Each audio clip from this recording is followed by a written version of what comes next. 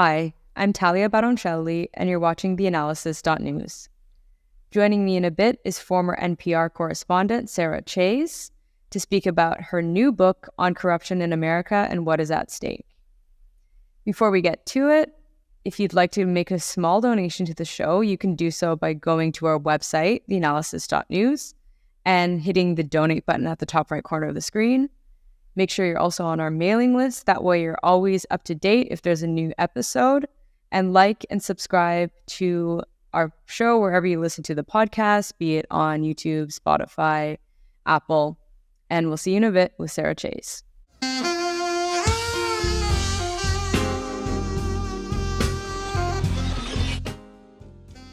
Joining me now is Sarah Chayes. She's a former NPR correspondent and author of numerous books, including On Corruption in America and What is at Stake, which is also known as Everybody Knows, just in case you're buying the book outside of North America. In Europe, it has a different title, so just pointing that out.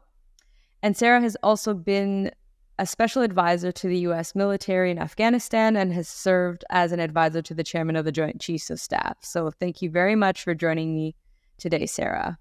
Thanks for having me, Talia.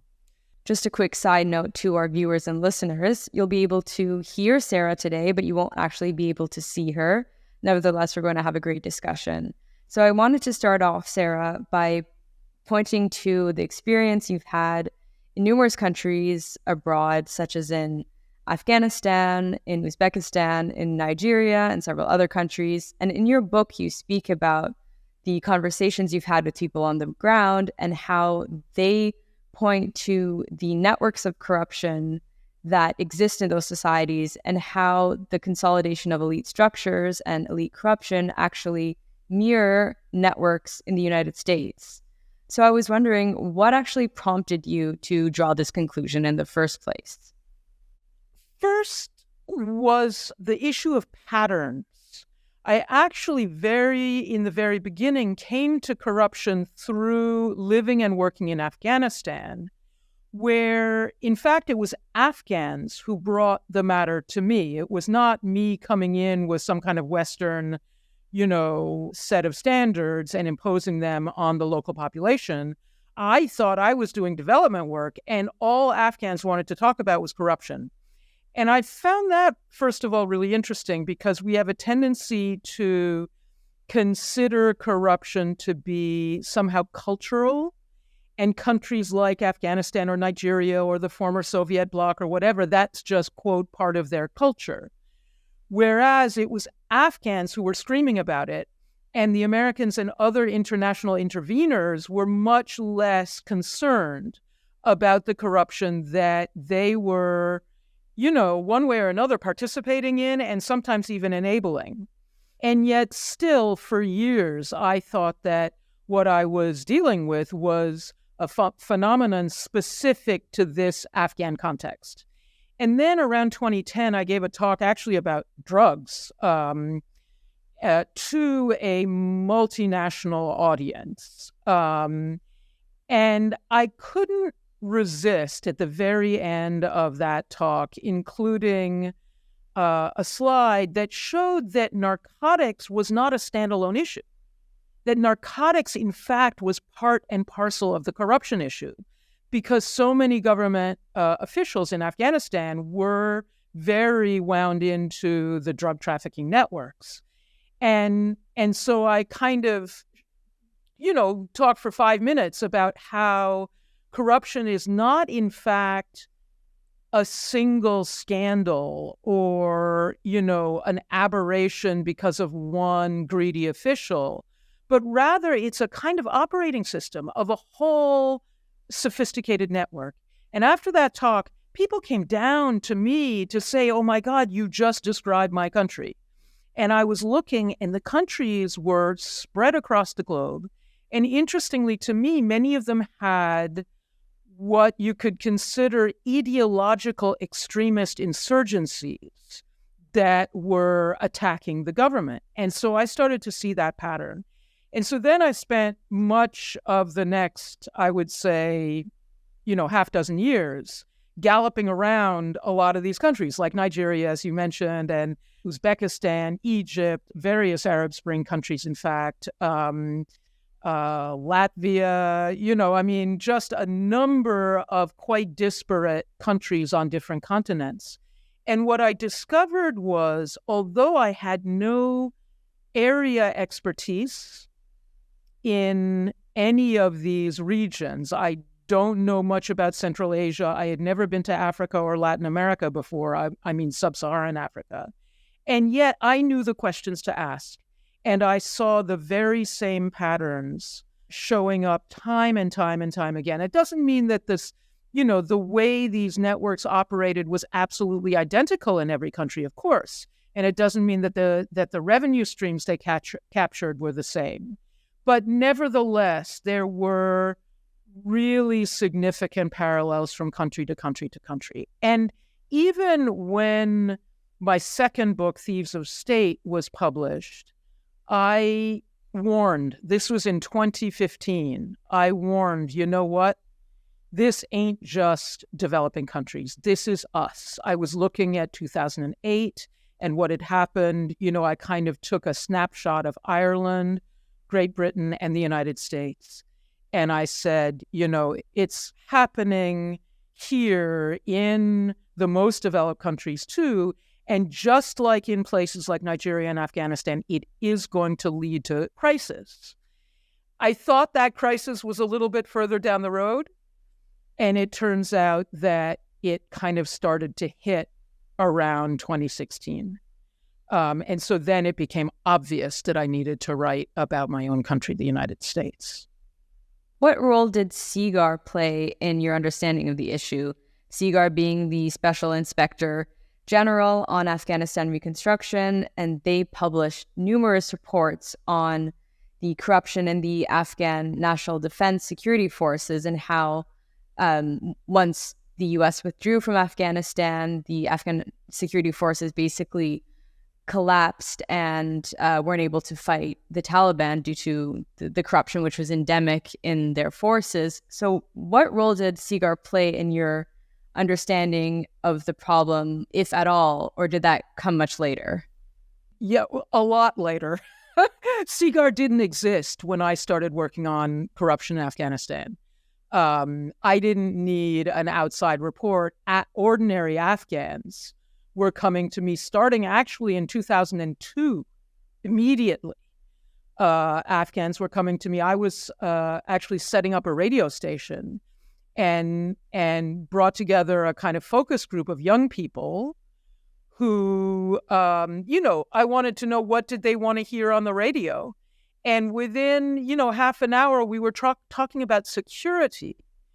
But they didn't mean security against the Taliban. They meant security from the militia of the guy who had shoved his way into the position of governor, because that militia was setting itself up on street corners and shaking people down for money. And unfortunately, that militia had been the United States proxy in its initial fight against the Taliban in 2001. And these militiamen were wearing U.S. Army uniforms. And so this is way back in 2002, people are complaining about this. And the problem was that from their perspective, these militiamen were wearing American uniforms. Therefore, the United States must be in support or in favor of the crimes that these militiamen were perpetrating. And that was the kind of refrain that went on for the whole decade that I lived in Afghanistan, that from the perspective of Afghans, the whole American establishment in Afghanistan was enabling and reinforcing the corrupt shakedowns of ordinary people. And they just couldn't understand it. I mean, they said, why are you trying to hurt the very population that you say you're supporting? Why are you allowing the government that you are, paying for and arming and making the police and and paying the salaries of everyone? If you're paying their salaries, you should have some say in how government officials are treating the population. And this was a message I just in 10 years was not able to get through to American, decision makers.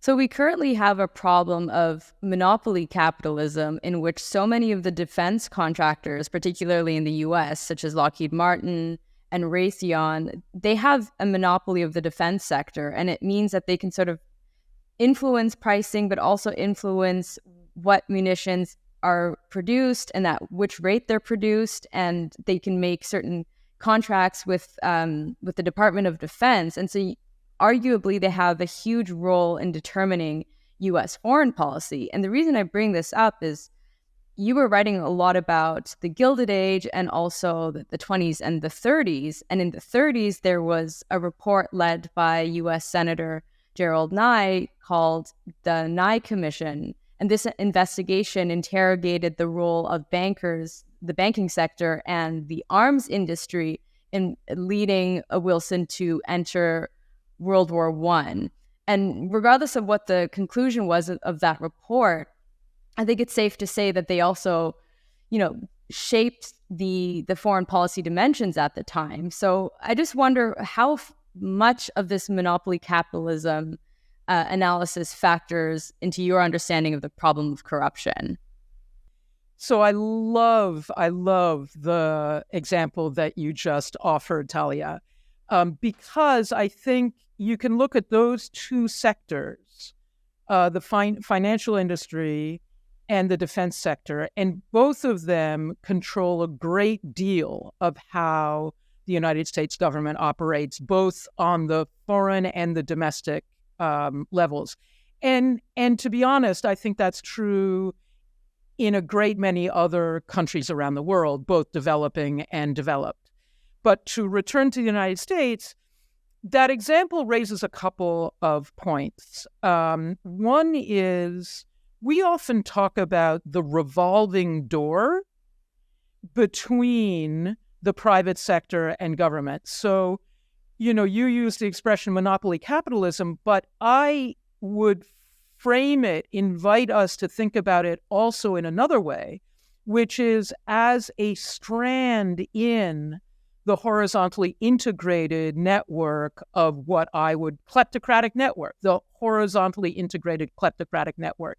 And in that light, you can also revise your understanding of the revolving door, which implies that it's just a single individual who's pushing a door, from his job in industry to his job in government or in the other direction.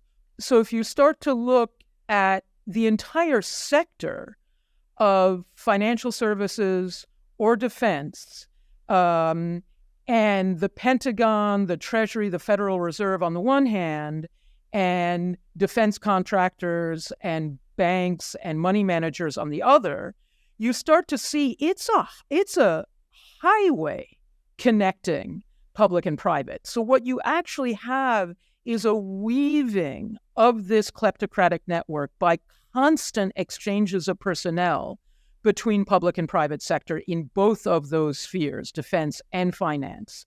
And the results are, if we return to Afghanistan, the results are devastating. On the defense side, what you had was vast expenditures of U.S. taxpayer money creating an army and police in Afghanistan that were completely unsuited to the nature of the conflict. We were creating basically a standing conventional army that required incredibly sophisticated, expensive, and difficult to maintain materiel in a place that is, coated with dust like talcum powder, mountainous, very difficult terrain with not a great deal of, not a deep bench of well-trained operators or maintenance experts. On the other side, you had the Taliban, who didn't have any of this stuff. I kept hearing for years about how the Afghan National Army could fight on its own. It just needed medevac and, and close air support. And I'm like, well, wait a second. The Taliban don't have close air support. and they're doing fine. And so, as you suggest, it was clearly this mindset that had been built up over years by the defense industry that its gadgets were the best way to wage war that caused us to make a fantastic mistake in military terms, purely military terms, in the way that we address the challenge in Afghanistan. And then on the banking side, what you have is the very same sector. So starting in about 2002 or 3, the decision was made to create a formal banking sector in Afghanistan. So who does that? Financial industry professionals from the United States. Now, 2002, 2003, that period, what's happening in the United States in the banking sector? We are inflating a massive bubble, right, through systemic fraud. That's how the crisis of 2008 happened. There was systemic fraud was being selected for by the incentive structure in the banking industry. That's the same people who created the formal banking system in Afghanistan, which turned out to be, an absolute Ponzi scheme. And the United States government was running the salaries of all of the Afghan defense forces through Kabul Bank, which, had practically $1 billion hole in it. Approximately a tenth of Afghanistan's GDP was the hole in Kabul Bank, which was discovered in 2010. And so the failure driven by the capture of those two sectors that you mentioned, defense and finance, the failure, resulted in the worst defeat of the United States on the battlefield since Vietnam, for quite similar reasons, in fact. Well, it seems like what you're describing is a large conflict of interest that exists internationally. You have companies or private asset managers such as BlackRock, State Street, Vanguard, who are heavily invested in the domestic debt of certain countries. I'm thinking of Sri Lanka, for example, which has numerous debt or international sovereign bonds which have been issued by BlackRock. And also in other contexts, private asset managers are heavily invested in the border and surveillance industry in Europe and in the United States. And so you have this instance in which the boards of these companies are then shifting and taking on roles as politicians in the political sphere, and then going back to the boards of these companies again. And I don't want to use the metaphor of the revolving door, because you pointed out that that's not really an accurate or adequate description of the corruption issue.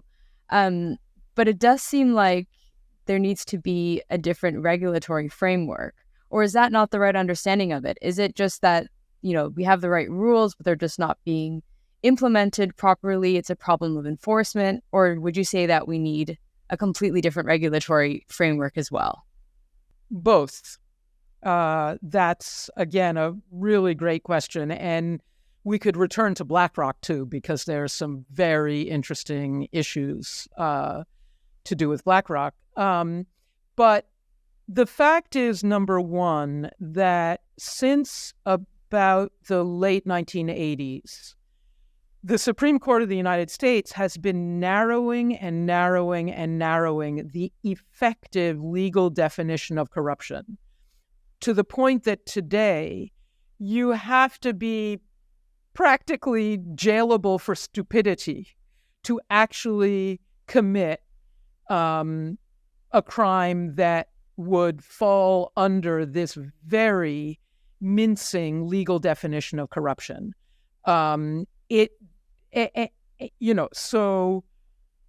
it's become almost impossible to prosecute corruption even under the laws as they stand.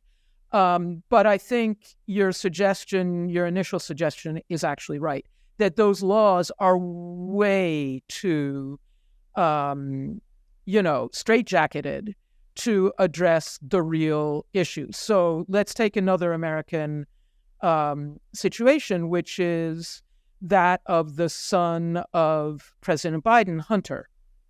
Now, again, no false equivalencies here. No one has spoken as loudly about, former President Trump's children, who were openly and almost ostentatiously making use of their father's influence to feather their own nest to the tune of tens of millions of dollars. But to look at Hunter Biden, he was very clearly monetizing his last name, let's put it that way. He had no experience in the domains in which he was receiving positions and being handsomely paid. I think you also suggested another example, which is former officials going onto boards of directors and then returning to government service. Another kind of model, particularly in the foreign field that I've noticed, it's quite similar to that, is people who leave the U.S. State Department or foreign ministries and then set up consulting firms. And then, and so they offer businesses advice on how to conduct investments and other business practices in foreign countries. And then on the side, these same officials will set up a hedge fund. And they will then be making investments based on the insider information that they obtain through their consulting practice or through their prior diplomatic experience. And I've seen several examples of these. It's almost become common practice. All of this stuff needs to be severely curtailed. And what that, I think, would imply in terms of legislation would have to be a dramatic tightening of, to use your expression, the conflict of interest laws and the revolving door laws. So much higher standards for when an official would need to recuse themselves or business that they could not undertake for a significant amount of time after they leave office. And I think what we touch on with this aspect of the conversation gets to ethics, actually, and gets to what is people's motivation. If your motivation is money, if you are in the mindset where your social standing is measured by the number of zeros in your bank account, then you should not be in government service. Government service should be, I think, should appeal to people on the basis of a completely different motivation, which has to do with, the good that they can do for their fellow citizens and ideally for people around the world. And it's not that they should be poor making that commitment, but once you start to confuse, your bank account with your public service, everyone's in trouble. A lot of your book also speaks about the 80s as this really seminal decade for the financialization of the economy. And you speak about how, I guess it would have been in the early 80s when you graduated, you saw so many people, so many of your fellow students and colleagues who were going into the financial services sector. And I think the way you analyze it is that you were thinking to yourself, why are people going into this sector rather than actually doing something worthwhile that has an effect on people, that actually produces something tangible rather than just contributing to the financialization of the markets and to all the accompanying speculation that comes along with it. And one thing I thought was really fascinating is how you allude to two really important films from the 80s, namely Risky Business with Tom Cruise and Money Never Sleeps, the film that was directed by Oliver Stone. And you speak about how these films show how money has been so fetishized, and this, striving for the constant profit maximization is something that's so embedded in U.S. hegemonic cultural norms, so to speak. So maybe we could speak about how important these values are of just, making money for money's sake, as well as the financialization of the economy and how that has really torpedoed and accelerated the global inequalities that we see. Yeah, so it's kind of a crazy book. This book, everybody knows, or On Corruption in America, depending on which version of it you happen to see. It's a crazy book because, it does talk about the time periods that you have mentioned, but it also brings in myth. And very early in the book, I look at the myth of Midas. And I've found that an incredibly instructive story to contemplate, to meditate on. Because, today, when you talk about somebody having the Midas touch, that's seen as a positive. It's absolutely extraordinary, because the whole point of the myth is that within seconds of winning the power that he had wished for his entire life, to turn whatever he touched into gold, King Midas understood what a deadly, fatal, horrific threat it was to everything that he held dear. And so, to me, what I brought out of that story is the idea of the Midas disease. The Midas disease is this compulsion, this race with no finish line to accumulate ever more and more and more and more and more, not gold anymore. It's not even a physical substance. It's electronic signals in a bank account. And the other thing that your question raises is the matter of calendar.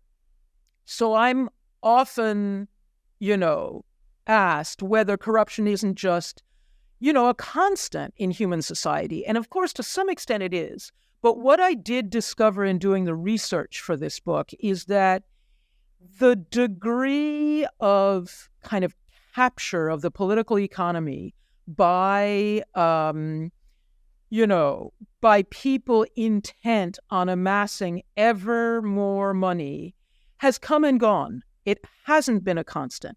And so the first real period of that was from about 1870 until about, I'd say, 1935 or so. And then it subsides. And the question is why? And the answer is a very sobering one. It is that very disease, the Midas disease that had captured countries across the industrialized world, regardless not just of political party, but of political system, that disease drove the world into World War I, World War II, the Great Depression, a pandemic, rivaling the one that we just lived through. And, ironically, crisis tends to bring people together. And it's my hypothesis that it was this series of global cataclysms that led to about 40 years when, the type of congressional hearing that you mentioned could actually be held. That very significant hearings into the causes of the Great Depression were held, and enormous, quite radical reforms were enacted during the New Deal period and in the 1930s across Europe as well.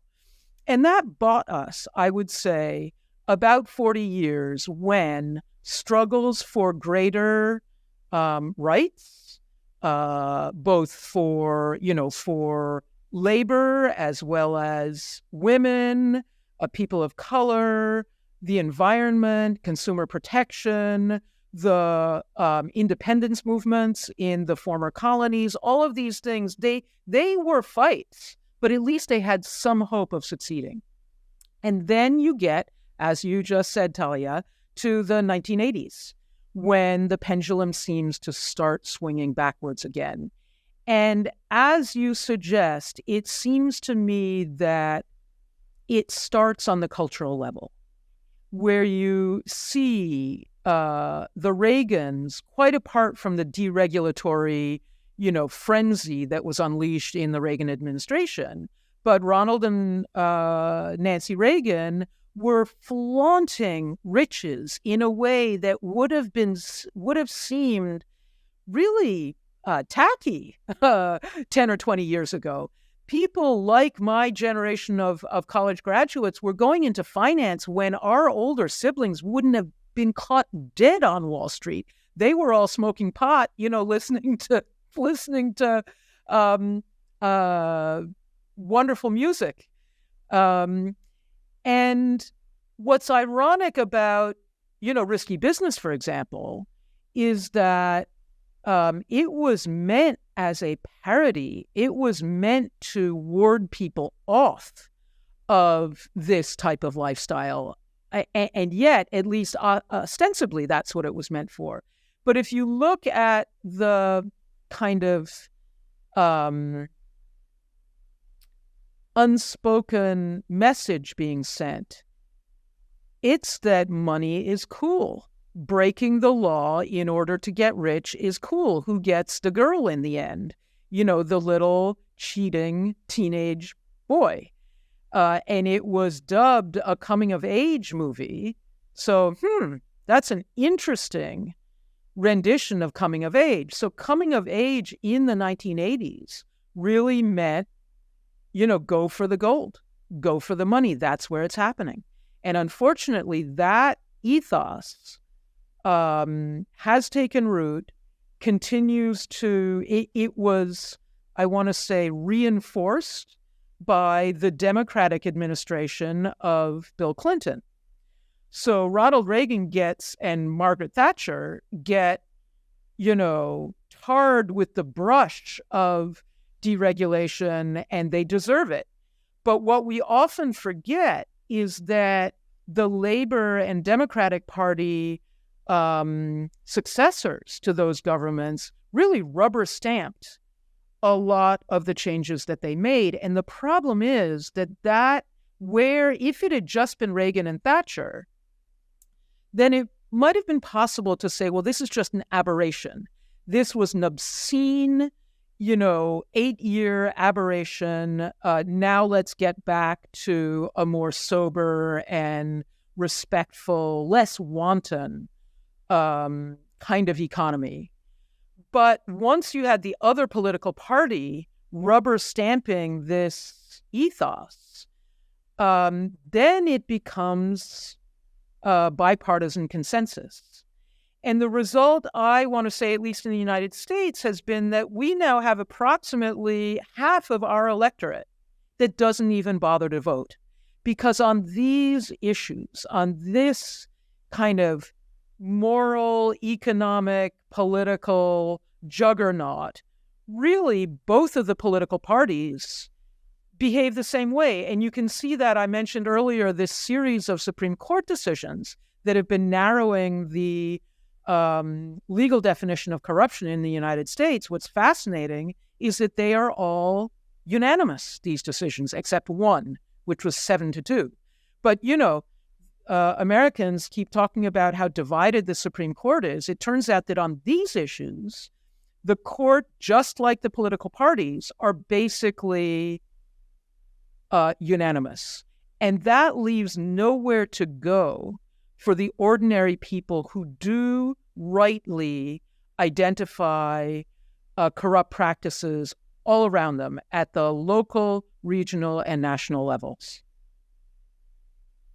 Well, I think it's very important that you point to the bipartisan nature of this corruption, because I think when it comes to issues of corporations and corruption, the U.S. Supreme Court is, for the most part, unanimous in how it makes its decisions, and it's more divided on some of the other cultural issues.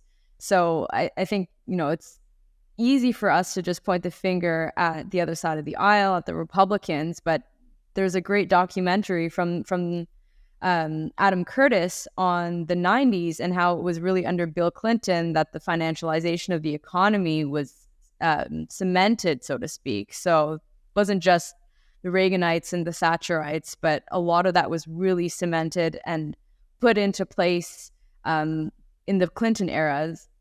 So, Sarah Chayes, it was really great to speak to you today and to get your insights on the origins of this myth of money being the source of corruption and of greed, and tying that to a lot of the phenomena we see today on the global scale. So thank you very much for joining me. My pleasure, Talia. I'm delighted that you're doing this because I do think that this phenomenon is driving just about every one of the more, I want to say, apparently dramatic crises that, we're facing in the world. And last time around, it led to 2 world wars, a Great Depression, and a global pandemic. I guess I'm wondering, if we don't address it, what is the scale of the global calamity that lies in store for us now? So thank you. And thank you for watching theAnalysis.news. If you enjoyed this content, please go to our website, theAnalysis.news, and feel free to make a contribution by hitting the donate button at the top right corner of the screen. Also, don't forget to get onto our mailing list. That way you're updated every time there is a new episode. See you next week.